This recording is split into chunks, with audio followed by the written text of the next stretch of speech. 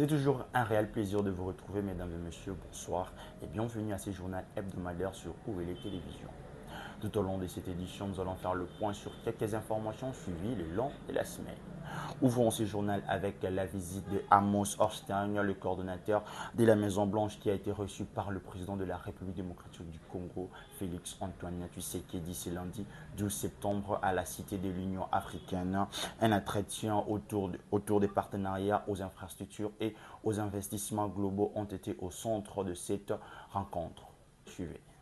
Amos Hochstein, porteur d'un message de la Maison-Blanche qui a été reçu ce lundi 12 septembre à la Cité de l'Union africaine par le président Félix Antoine Tshisekedi. Les questions relatives à la coopération bilatérale entre les États-Unis d'Amérique et la République démocratique du Congo dans le domaine des investissements et de sécurité ont été examinées au cours de l'audience que le président Félix Antoine Tshisekedi a accordée à l'émissaire américain. Un entretien autour du partenariat aux infrastructures et aux divers globaux. Les États-Unis d'Amérique se félicitent du président Félix Antoine Tshisekedi pour les avancées faites dans les domaines de la liberté d'expression et des droits de travail pour un bon salaire. Vidi Timanga rend son tablier au poste du conseiller spécial du chef de l'État ce vendredi 16 septembre, après que l'opinion publique internationale soit scandalisée par une vidéo déjà virale sur les réseaux sociaux depuis ce 15 septembre, touchant sa personnalité et celle de l'institution qu'il conseille. Les détails. Qualifié de scandale, l'article orienté de l'OCCRP daté du jeudi 15 septembre dernier, Vidi Timanga, le conseiller spécial du chef de l'État, s'est senti obligé dans l'éthique de présenter sa démission du fonction de conseiller spécial du chef de l'État. Dans sa lettre de démission, il a jugé ses propos d'infâme publiés dans le but de nuire sa personnalité.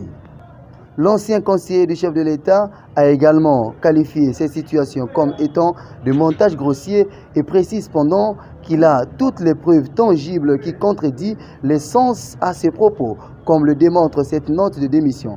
Plusieurs conseillers du chef de l'État sont souvent au milieu des scandales financiers et d'éthique, mais il n'y a que Vidi Timanga qui démissionne. Parlons insécurité à présent en Ituri, plus de 40 personnes dont 17 enfants ont été tués et 400 maisons incendiées lors d'une attaque de ce vendredi 9 septembre par le milicien de la Codeco au village de Mbinzo dans le territoire de Djougou.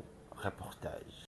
Le premier bilan de cette attaque de la ministre de la Codeco en Bijo était de 17 personnes tuées et 306 maisons incendiées selon des sources de sécurité. Après l'évaluation des dégâts le week-end par le président de la société civile locale, Gilles Henry indique que d'autres corps ont été découverts dans des maisons incendiées par des groupes armés. Il précise qu'au total, 40 personnes ont péri et plus de 400 maisons ont été incendiées dans cette attaque. Parmi les victimes mortes figurent 15 femmes et 17 enfants dont la majorité était à l'âge de la scolarité. La même source indique qu'au moins 200 motos des enseignants que les différentes écoles primaires avaient reçues en crédit ont été également incendiées. L'armée déplore les degrés de la violence de la milice de Codeco. Le porte-parole de l'armée en Ituri, lieutenant Gilles Ngongo, ajoute que les FARDC gardent leur position pour traquer ces hommes armés qui cherchent à compromettre le processus de paix en cours. Le leader de la communauté réclame la paix et charge le gouverneur provincial de se débarrasser de la PIC et de la Codeco. Il s'est de signaler que les forces de la Codeco, de la PIC, ont installé leur base à 5 km de Bunia, au chef-lieu de la province.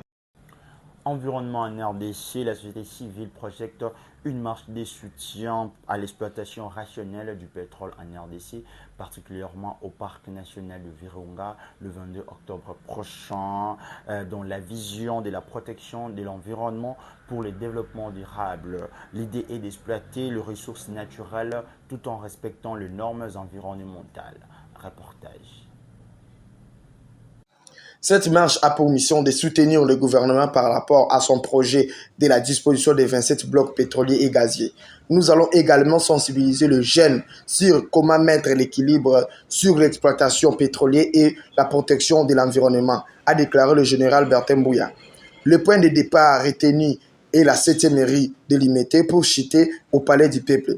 Il s'y de noter qu'il y a à peine un an que la RDC a découvert des gisements de pétrole au parc national de Virunga, mais également à Lukoki dans le Congo central, mais aussi à l'Équateur.